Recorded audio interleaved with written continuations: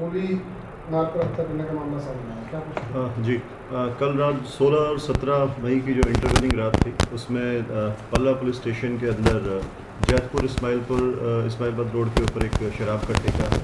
उस पर एक युवक की, जिसका नाम सूरज है, उसकी कुछ हमलावरों के द्वारा जो है गोली मार करके हत्या कर दी गई थी। उसी संदर्भ में FIR नंबर 332 पल्ला पुलिस स्टेशन के अंदर 190, 191, 103 BNS के तहत जो है वो दर्ज किया गया है। और जिस मुकदमे में जो परिजन हैं उनके द्वारा 7 लोगों के ऊपर जो है आरोप लगाया गया है। और उन्हीं 7 में से जो 2 मुख्य आरोपी थे, जिसमें से एक का नाम रोहन है और दूसरे का नाम आकाश, जिनके द्वारा इस हत्या के मामले के अंदर अपने जो इलीगल पिस्टल उनके पास थे, जिससे इस हत्या को अंजाम दिया गया, उन दोनों आरोपियों को गिरफ्तार कर लिया गया है क्राइम ब्रांच बॉर्डर की टीम के द्वारा, जिसका प्रतिनिधित्व जो है वो PSI जिले कर रहे हैं। और जो दोनों आरोपी हैं अभी वो पुलिस की हिरासत के अंदर हैं और उनसे सख्ती से जो है पूछताछ की जा रही है। सर, क्या कारण रहे हैं जो हत्या की गई गोली मारकर और फिर उसकी बेकदरी की गई लाश की? जी, प्रारंभिक पूछताछ के अंदर जो सामने आया है उसमें जो आरोपी आकाश और रोहन हैं, ये दोनों चचेरे भाई हैं तथा इन लोगों का जो मृतक सूरज है, जिनके पास में रहता है, जिनके पास ये किराए पर रहता है, देवेंद्र नाम के व्यक्ति हैं जिनके पास ये पहले रहता है। आरोपियों का और देवेंद्र का वर्ष 2017 के अंदर पहले एक लड़ाई झगड़ा आपस में हुआ था, जिस संदर्भ में मुकदमा भी एक पल्ला पुलिस स्टेशन के अंदर दर्ज हुआ था। तभी से इनकी आपस में रंजिश चली आ रही थी। और जो सूरज जो है वो उसी के पास, देवेंद्र के पास रहता था। और सूरज इन लोगों के बारे में सोशल मीडिया के ऊपर हमेशा लाइव आ करके और पोस्ट डाल करके जो आरोपी हैं उनके साथ गाली गलौज करता था। इस चीज़ को लेकर के इनकी आपस में रंजिश थी और वो पहले से काफ़ी दिन से प्लान कर रहे थे उसको मारने के लिए। उन लोगों ने मृतक को पहले भी इस बारे में वार्निंग दी थी कि इस तरीके का जो है अंजाम जो है उसे फेस करना पड़ सकता है, लेकिन उसके द्वारा इस संबंध में कोई भी शिकायत वगैरह नहीं दी गई थी और उसने लगातार जो है सोशल मीडिया पर इस तरीके की पोस्ट को डाल रहा था।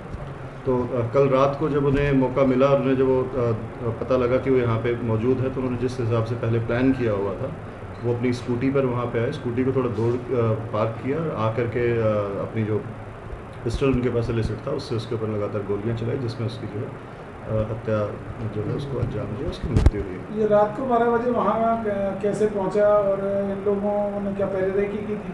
जी, जैसा मैंने बताया, वो वहीं के उसी मोहल्ले के नज़दीक ही रहने वाले हैं। उन्हें पिछले काफ़ी दिन से उसकी जो मूवमेंट थी वो देख रहे थे और उन्होंने उस जगह पर उसको लगातार जो है 2-3 बार देखा था। और कल जब उन्हें उस टाइम पे वहाँ पे मिला तो पहले जो उन्होंने प्लान किया था उसी के आधार पे उन्होंने वहाँ पे आकर के इस वारदात कितनी गोलियां लगी हैं इसमें?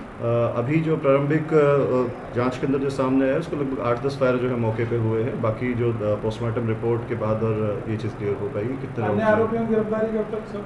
अभी जो आरोपी मुख्य हैं जिनके द्वारा इस वारदात को अंजाम दिया गया है उनको गिरफ्तार किया गया है और उनसे पूछताछ जारी है। अभी CCTV फुटेज के आधार पर इन्वेस्टिगेशन की जा रही है तथा आरोपी से पूछताछ की जा रही है। जिन भी अन्य आरोपियों के बारे में कोई भी सबूत आएगा गिरफ्तार। हथियार कौन सा इस्तेमाल किया गया? अभी जो आरोपी है उसको जो जांच में सामने आया है उनके पास कोई लाइसेंसी वेपन नहीं है और रिमांड के दौरान उनसे जो उन्होंने वेपन यूज़ किया था वो बरामद किया जाएगा। तो जो भी वेपन ने यूज़ किया। सूरज करता क्या था, कहाँ का रहने वाला था? सूरज पीछे से जो है वो उत्तराखंड का रहने वाला था। काफ़ी लंबे समय से यहीं पे पल्ला में ही जो पुस्ता के पास में शिवम कॉलोनी के अंदर जो है वो रह रहा था। जैसे मैंने बताया, देवेंद्र जो है उसके घर पे रहता था, वहीं पे, हाँ, उनके पास किराए पे रहता था। और जो अन्य आरोपी हैं आकाश और राहुल, वो दोनों चचेरे भाई हैं। लगभग 25-26 वर्ष के जो है उनकी उम्र है। एक 10वीं कक्षा तक पढ़ा था, एक 11वीं तक पढ़ा है। इनमें से जो आकाश है वो एक छोटा सा एक होटल जो है वो चलाता है और जो रोहन है वो कोई काम अभी नहीं कर रहा है। सूरज की फैमिली में यहाँ कौन कौन है?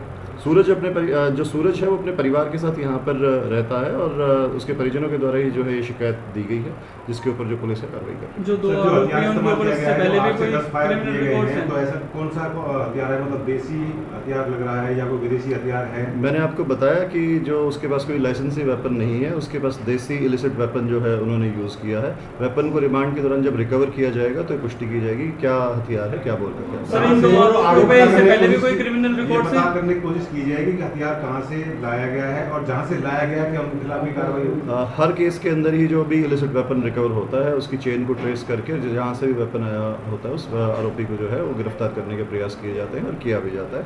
इस केस में भी जो वेपन जहाँ से भी आया उस चेन को पूरा इन्वेस्टिगेट किया जाएगा और आरोपियों को जहाँ से वेपन आया उन्हें गिरफ्तार। सर, जो आरोपी हैं ये सिर्फ दो ही है या और भी इसमें, क्योंकि आपकी जांच चल रही है, पूछताछ की होगी, तो क्या दो ही आरोपी है? जैसा मैंने आपको बताया, परिजनों के द्वारा 7 व्यक्तियों को, इसके अंदर 7 लोगों के ऊपर आरोप हैं, जिनमें से 2 को गिरफ्तार किया गया है। अभी प्रारंभिक पूछताछ जो है उसके अंदर जो वेपन से जो फायर किए गए हैं वो दोनों आरोपी आकाश और रोहन के द्वारा ही किए गए हैं। सीसीटीवी की जो जांच है उसमें और जो इन्वेस्टिगेशन फर्दर की जाएगी उसमें आगे जिन भी अन्य आरोपियों की जो है इन्वॉल्वमेंट आएगी उनके खिलाफ कार्रवाई। इनका कोई क्रिमिनल सर जो 2 आरोपी इनके ऊपर और भी कोई क्रिमिनल रिकॉर्ड? मैंने बताया जो आरोपी है इनका 2017 में जो पड़ोसी इनके देवेंद्र है उनके साथ पहले भी झगड़ा हुआ था, वो एक मुकदमा उनके खिलाफ दर्ज है, उसके अलावा कोई मुकदमा दर्ज नहीं है।